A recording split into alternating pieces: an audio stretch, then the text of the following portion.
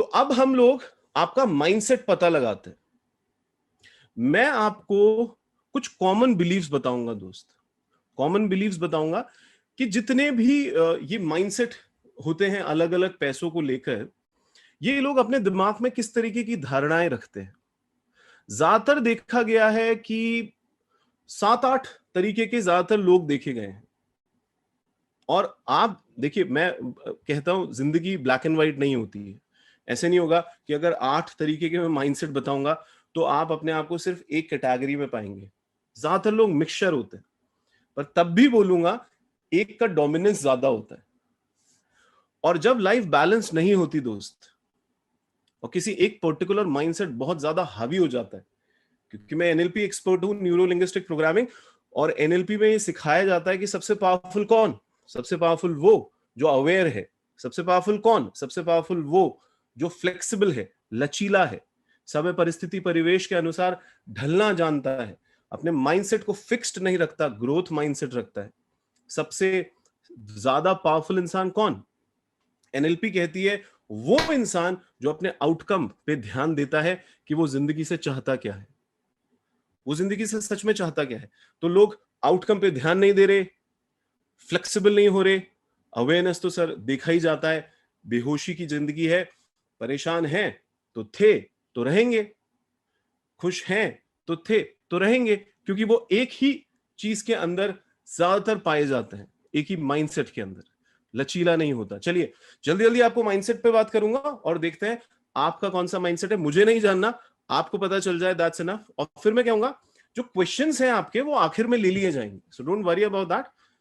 और मैं अपना नंबर भी दे दूंगा। मैं तो बोला बड़ा ओपन हूं, आप लोग हमसे ये समय भी अगर पूरा हो गया तो आप हमसे अलग से भी सवाल पूछ सकते हैं।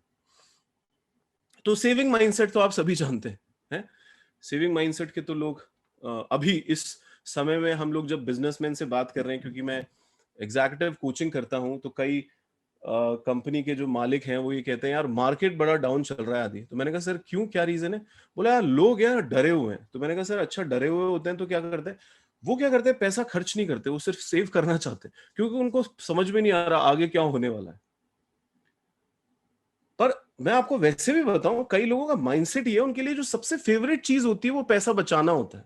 सबसे फेवरेट चीज, मतलब वो बड़े झुके हुए होते हैं पैसा बचाने के। मतलब अगर उनके बैंक अकाउंट में बहुत सारे पैसे होंगे ना, तो बड़ा सेफ एंड सिक्योर फील करते हैं, है ना। जैसे हम लोग क्या है, टीचर्स हैं, पढ़ाते हैं, तो हम लोगों का ज्ञान यहाँ पे बढ़ता है ना, जब गहराई बढ़ती है तो हम बड़ा सेफ एंड सिक्योर फील करते हैं यहाँ अगर कुछ बढ़ता है तो। पर कुछ लोग होते हैं जो वहां उस बैंक के अंदर एक अकाउंट के अंदर कोई पैसा भरा होता है तो बड़ा सेफ एंड सिक्योर फील करते हैं, है ना। अलग अलग माइंडसेट होते हैं लोगों के। तो ये लोग बार्गेनिंग जबरदस्त करेंगे, है ना, एक्सपर्ट समझते हैं अपने आप को बार्गेनिंग की, देखो मैंने इतना पैसा बचा लिया, है ना। और कुछ भी उनके पास एक्स्ट्रा पैसा आएगा तो उनके दिमाग में ये नहीं आएगा कि मैं इसको कैसे इन्वेस्ट कर दूं, ये नहीं आएगा कि मैंने अपने सपनों को कैसे पूरा करूं, पर्पस पे कैसे लगाऊं। उनके आएगा चलो इसको बचाऊं। तो नॉर्मली ऐसे लोग देखे जाते हैं। देखिए नो डाउट स्ट्रेंथ है उनमें, सिक्योरिटी का जो सो कॉल्ड सिक्योरिटी माना जाता है इस दुनिया के अंदर, वो सेंस लेके चलते हैं वो। पर मैं आपको बता रहा हूं ये एक वीकनेस है। आप सुन लीजिएगा, यहाँ पर जो भी यहाँ पे कंजूस मक्खी चूस बैठे हैं बड़ा ही सेविंग वेविंग के अंदर रहते हैं, आप अपनी जिंदगी से छुप रहे हैं सर। मैं फिर से ये वर्ड दोहराऊंगा, you have a tendency to hide from life. जिंदगी से छुपना सर। अरे मैं ये भी नहीं करूंगा, और मैं ये भी नहीं करूंगा, और मैं ये भी नहीं करूंगा, और मैं सब कुछ बचा के रख लूंगा। पुल बैक हो जाते हो, कुछ करते ही नहीं हो, सारी एनर्जी बचा के रख लोगे। कई बार हम कहते हैं कि जब मेडिटेशन करते हैं, मैं एक मेडिटेटर हूं, और हमारे सीनियर्स हमारे को शुरू से सिखाते थे, और हम किताबों में भी पढ़ते हैं। देखिए गौतम बुद्ध का मेरे पास पूरा सीरीज पढ़ा है, तो धम्मपद में ये बड़ा लिखा है कि गौतम बुद्ध जब बहुत परेशान हुए वो जंगल भाग गए, और जंगल में उन्होंने तपस्या की, मेडिटेशन किया है, माइंडफुलनेस अचीव किया। और जैसे ही एनर्जी आ गई वो दौड़े दौड़े जंगल से बाहर गए, और फिर भ्रमण किया उन्होंने, है ना, विहार किया। बिहार एरिया क्यों माना जाता है, बिहार नाम कहां से आया? क्योंकि वहां पे 10,000 भिक्षु विचरते थे, विहार करते थे। यानी जब बहुत एनर्जी आ जाती है सर, उसको उलीचना चाहिए, उसको बांटना चाहिए, उसको देना चाहिए।